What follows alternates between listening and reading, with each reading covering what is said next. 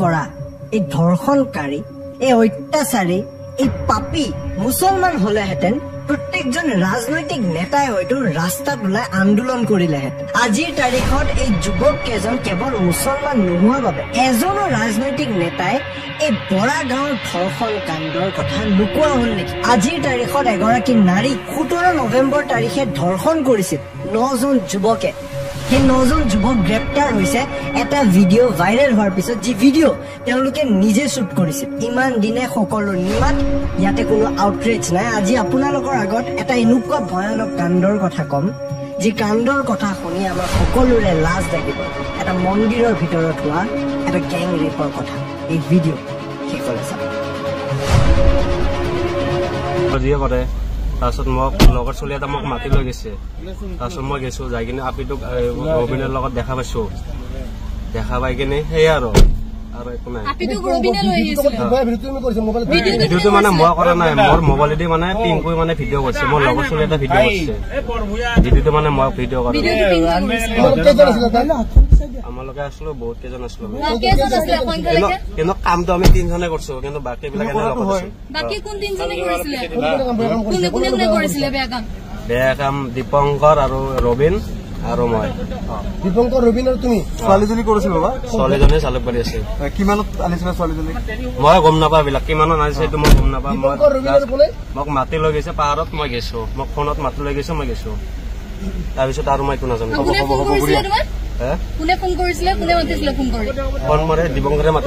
যোৱাকালি ৰাতি মানে আজি ৰাতিপুৱা আৰু 2:30-3টামান বজাত আমাৰ গড়চুক থানাৰ ইনফৰমেশ্যন আহিলে যে বৰাগাঁও অঞ্চলৰ মানুহখিনিৰ মাজত এটা ভিডিঅ' চাৰ্কুলেট হৈ আছে হোৱাটছএপৰ যোগেদিয়ে যোন ভিডিঅ'টোত মানুহ এগৰাকীক মানে দলবদ্ধ ধৰ্ষণ কৰি থকা দেখা পোৱা গৈছে মানে প্ৰায় 8-9জনমান মানুহ আৰু এগৰাকী মহিলা আৰু তেওঁৰ লগত মানে গাত কাপোৰ কানি নাই আৰু মানে সেই আৰু ভায়োলেন্টলি তেওঁৰ লগত সেক্সুৱেল এছল্ট চলি আছে তেনেকুৱা এটা ভিডিঅ' চাৰ্কুলেট হ'ল আৰু সেইটো আমাৰ OCৰ হাতত আহি পৰিলে তেতিয়া ইমিডিয়েটলি আমাৰ গড়চুক থানাৰ টিমে ভিডিঅ'টো পাই তাত বহুত কেইজন ল'ৰাৰ মুখকেইখনো ওলাই আছিলে তেতিয়া ইমিডিয়েটলি আমাৰ টিম ৰাতি 3-3:30 বজাতে বৰাগাঁও অঞ্চললৈ গৈ পেলাই অলপমান এনকুৱাৰী আৰম্ভ কৰিলে আৰু আইডেণ্টিটি 2জনমান মানুহৰ ওলালে তেতিয়াই 2-3জন মানুহ ধৰিলে আৰু তাৰপিছত অপাৰেশ্যন চলাই গুৱাহাটীৰ বিভিন্ন ঠাইত মোষ্টলি জালুকবাৰী গড়চুক আৰু এজন মানুহ নুনমাটি এই 3টা জেগাৰ পৰা আমি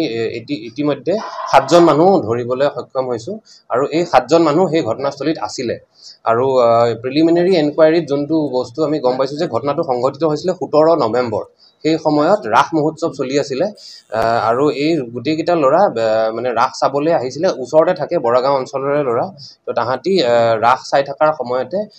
নিজৰাপাৰ বৰাগাঁও ওচৰত আছে নিজৰাপাৰ বুলি জেগা এটা তাতে দুৰ্গা মন্দিৰ এটা আছে অলপ পাহাৰৰ ওপৰত দুৰ্গা মন্দিৰটোৰ ওচৰলৈ গৈছিলে কিছুমানে মদ খাবলৈ গৈছিলে কিছুমানে কিবা ড্ৰাগছ খাবলৈ যোৱা বুলি কৈছিলে আৰু লগতে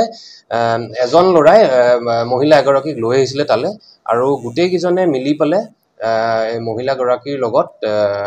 সেক্সুৱেল এছল্ট কৰিলে আৰু গেং ৰেপ কৰিলে আৰু লগতে এজনে তাৰ ভিডিঅ' বনালে যোনটো ভিডিঅ' পিছত ভাইৰেল হৈছে আৰু ইতিমধ্যে আমাৰ হাতত আহি পৰিছে এই গোটেইখিনি যেতিয়া আমি পোৱা গ'লো মানে 7জন মানুহৰ 100% ইনভলভমেণ্ট আমি দেখিছোঁ আৰু 2জনমান মানুহ আমি পাইছোঁ নাম তেওঁলোক পলাতক হৈ আছে আমি আমাৰ অপাৰেশ্যন এতিয়াও বৰ্তমান চলি আছে আৰু মানে যথেষ্টখিনি এভিডেন্স আমি পাইছোঁৱেই আৰু এটা কথা খালি ভিক্টিম যোনগৰাকী মহিলা তেওঁৰ আইডেণ্টিটিটো আমি এতিয়ালৈকেও ধৰিব পৰা নাই সেইটো আমি চাই আছোঁ